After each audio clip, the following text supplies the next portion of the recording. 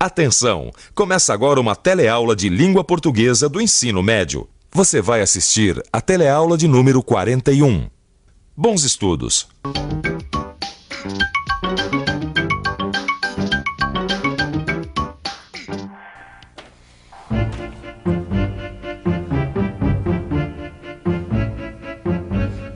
Hoje que eu cheguei antes pra ensaiar o texto, não aparece ninguém pra ensaiar comigo. Isso parece serviço feito, esconjuro. Ô, desculpa atraso, hein? Você nem imagina o que aconteceu. Se a desculpa for boa, eu acredito. Pode dar o serviço. Bom, o elevador do meu prédio quebrou, tive que descer pelo serviço e ainda tinha uma mudança. Ai. Ei, você não ia me dar uma carona? Isso é serviço que você apresente? Bom, gente, é melhor a gente parar de discutir e ensaiar, porque o diretor não brinca em serviço, hein? Você reparou que a gente usou a palavra serviço 5 vezes nessa conversa? Foi de propósito. A nossa cena texto de hoje vai tratar dessa palavra, que presta grandes serviços à língua portuguesa. Além disso, você vai ver as dúvidas que a gente tem quando preenche um questionário, uma super revisão das últimas teleaulas e ainda dar uma olhada na linguagem figurada dos poetas. Meu porta-elevador quebrado. Aí hora do serviço... Não, sorrisinho. Não, nem deu pra... Agora vamos ao trabalho, né? É, e bem rapidinho, porque temos muito serviço pela frente. Ah, isso aí, vambora.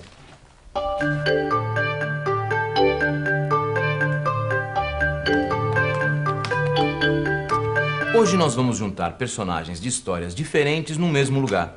O posto de saúde, onde Gracinha levou o filho Arthur alguns meses depois. O Arthurzinho agora já tá bom, graças a Deus. Eu vim aqui só pra fazer uma consulta rotineira, como o médico falou. É melhor prevenir do que remediar. Eu sou o Zé dos Anjos, aquele violeiro que o Uzias derrotou, lembra? Pois é, desde aquele dia inesquecível vem me dando uma dor nas costas, um fogo no estômago, não sei se de desgosto ou da velhice mesmo. Eu tô vendo que o senhor anda meio incomodado. Se quiser, pode passar na minha frente, a gente troca as fichas. Poxa, obrigado, senhora. Não se preocupe comigo, não. Eu sou inquieto de natureza. Eu não gosto de vir na cidade, mas chega uma hora que a gente não pode escolher. Tive que vir.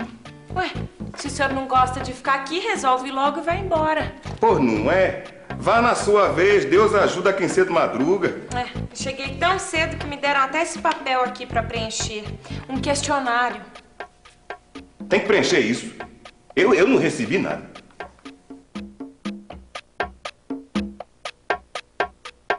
Zé dos Anjos assustado. Por que o homem tá tão assustado, meu Deus? Assustado por causa de um questionário? É só lembrar da história, Lígia. O Zé dos Anjos é analfabeto. E tá morrendo de medo que a Gracinha descubra que ele não sabe ler. Acalma o homem, Machado. Faz a Gracinha dizer que ele não precisa preencher nada. Não, responde Gracinha. Não é preciso.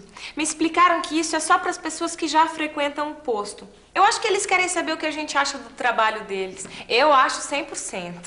Mas o que é que eles perguntam aí? Perguntam uma coisada. Lê aí. É bom que o senhor corrige para mim. Tem hora que algumas palavras me atrapalham.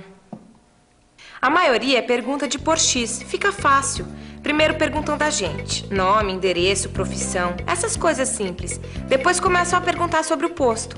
Motivo de procurar ele, há quanto tempo, o que a gente acha deles. E por aí vai. Não, já tô muito velho para ler essas letrinhas miúdas. Diz onde é que a senhora teve dúvida? Quem sabe se eu puder ajudar, né? Desconheço muita coisa, mas também sei tantas outras, não sabe? Pra falar a verdade, eu tive só uma dúvida. Aqui tem um negócio esquisito. Quais os serviços já procurados por você? Eu não entendi o que isso tem a ver com a consulta e com o posto. Pra não deixar em branco, eu falei dos serviços que eu já procurei, de secretária, de vendedora, de representante. Dona Maria da Graça, sua vez. Bom, a gente conversa uma outra hora. Muito prazer. É tão bom quando a gente se sente mais inteligente que uma moça da cidade, não é mesmo? Eu posso não conhecer as pataquadas que o Zia sabe, mas a dúvida da dona aí eu não teria, não. Serviços procurados, nesse caso, são os serviços que o posto de saúde oferece. Olha aí, ó. Ginecologia, Clínica Geral, Obstetrícia. Mas esse Zé dos Anjos é danado mesmo, hein? Ele não brinca em serviço. Mas a dúvida da Gracinha não é tão descabida assim. A palavra serviço presta pra tanta coisa. Bom, nós mesmos cansamos de usar essa palavra no início da teleaula. Vamos ver alguns sentidos aqui no dicionário? Serviço, serviço...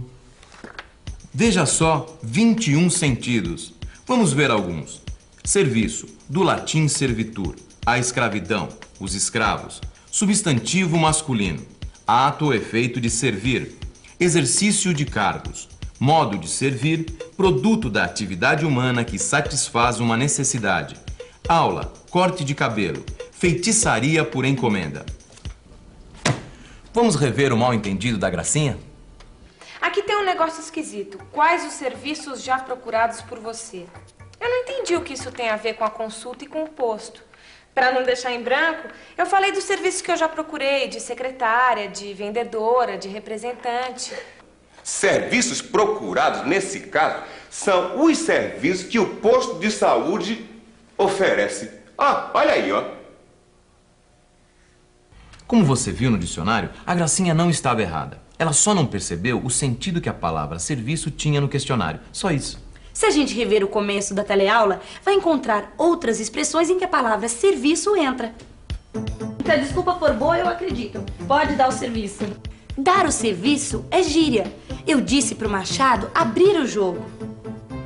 O elevador do meu prédio quebrou. Tive que descer pelo de serviço. De serviço aí quer dizer o elevador usado pelos empregados ou fornecedores. O contrário de elevador social.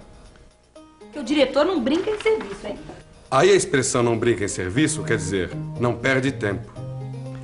Brincar em serviço é uma coisa que não pode acontecer aqui numa teleaula. Principalmente hoje, que a gente tem que revisar alguns temas. E se a gente pedisse para as nossas personagens darem o serviço? E se o posto de saúde fosse um pronto-socorro da língua portuguesa? E prestasse serviços de atendimento rápido. Bom. Pronto-socorro da língua portuguesa. Clínica de transformação de períodos. O problema da dona Gracinha é transformar períodos simples de uma oração só em períodos compostos. Eu não entendi a pergunta do formulário. O Zé dos Anjos não teve dúvidas. Vamos transformar esses dois períodos simples num período composto, que é aquele formado por duas ou mais orações? Dona Gracinha, seu tratamento é juntar as duas orações numa só. Eu não entendi a pergunta e o Zé dos Anjos não teve dúvidas. O problema do seu Zé dos Anjos é outro. Ele quer transformar o objeto direto de um período simples numa outra oração. Eu espero a cura da minha doença. A cura da minha doença é o objeto direto da oração. Para transformar o objeto direto numa oração, é só transformar a cura da minha doença numa outra oração com verbo. Vamos lá, seu Zé dos Anjos? Eu esperava que a minha doença fosse curada. Que a minha doença fosse curada é a oração subordinada substantiva objetiva direta. Doutor, e quando o verbo da oração do período simples é um verbo de ligação, em vez de objeto direto, a gente tem o predicativo do sujeito? Dona Gracinha, a senhora poderia fazer uma oração com predicativo do sujeito? A causa do lento atendimento é a falta de médicos. Muito bem. A falta de médicos se refere ao sujeito. E para a gente transformar o predicativo do sujeito numa oração, é só a gente dizer de uma outra forma, usando a palavra que. Vamos lá, seus Zé dos Anjos? Oxe, a causa do lento atendimento é que há poucos médicos. Que há poucos médicos é a oração subordinada substantiva predicativa. E para que essas dúvidas parem de atenazar a gente, a receita é uma só. Abrir o seu livro de estudos e fazer os exercícios. Você vai ver que você vai virar um atleta. A recomendação do Dr. Hugo é a resolução de muitos exercícios. A resolução de muitos exercícios, nessa oração, é o predicativo do sujeito. Ou então, a recomendação do Dr. Hugo é que muitos exercícios sejam resolvidos. Que muitos exercícios sejam resolvidos é uma oração substantiva predicativa. Até aqui tudo bem, mas tem uma outra coisa que eu acho importante revisar. Os sentidos das palavras. Me dê o mote. A palavra é fogo. Me mostre os sentidos da palavra fogo. Olha aqui. Fogo. Pronto. Fogo é fogo, não tem nem o que explicar. No sentido denotativo, é claro. Sentido denotativo é exatamente o que a Lígia acabou de fazer, mostrar a palavra. Só que existe um outro sentido, conotativo, como o que o Zé dos Anjos usou na cena-texto. Desde aquele dia, vem me dando uma dor nas costas, um fogo no estômago. O sentido conotativo ou figurado aparece quando você usa a palavra para expressar a sensação que ela provoca. O Zé dos Anjos queria dizer que estava com uma sensação incômoda de calor ou quentura no estômago. Vamos ver mais alguns sentidos figurados da palavra fogo. Fogo de palha é um fogo que apaga logo. Mas fogo de palha pode ser um entusiasmo passageiro, uma animação que dura pouco. Atiçar o fogo é abanar para que ele fique mais forte. Mas atiçar o fogo pode ser fomentar a discórdia, animar as pessoas para a briga.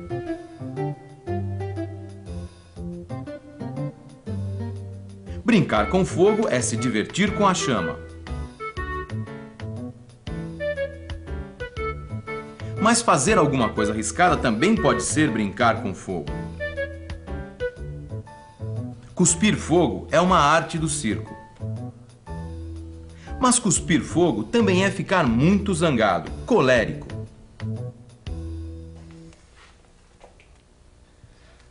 Se você reler no seu livro de estudos as cenas textos das aulas que vão de 35 a 40, vai ver muita palavra no sentido figurado. Elas fazem parte do nosso dia a dia e já estão até organizadas para estudo. Tanto que nas aulas 36 e 37 a gente estudou as figuras de linguagem. Vamos lembrar delas.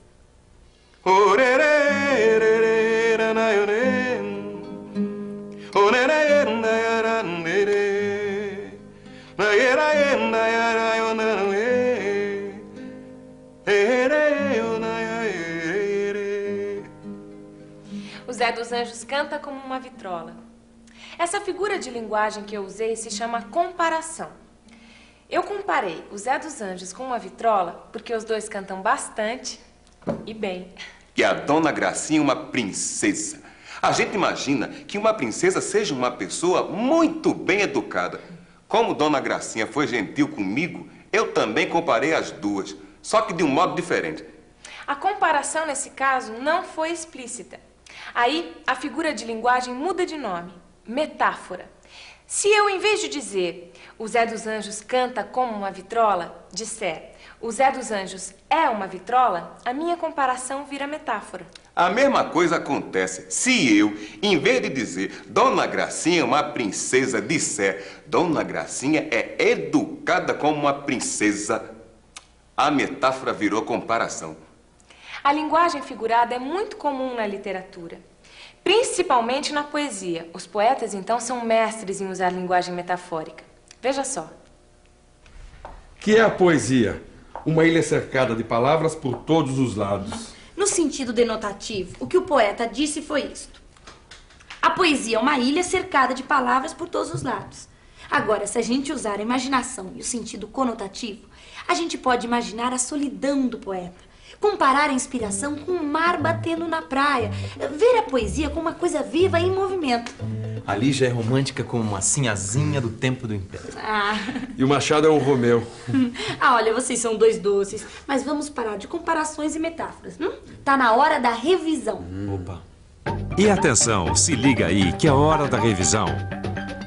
Na teleaula de hoje, você aprendeu que uma mesma palavra, como serviço, pode ter uma grande variação de significados. Acompanhou o preenchimento de um questionário. Reviu o período simples, o período composto, a oração subordinada substantiva objetiva direta e a oração subordinada substantiva predicativa. Aprendeu um pouco mais sobre o sentido figurado. Recordou as figuras de linguagem, comparação e metáfora. E ouviu um pouco da linguagem metafórica dos poetas. Na próxima teleaula, história nova, assunto novo. Acompanhe. Até lá.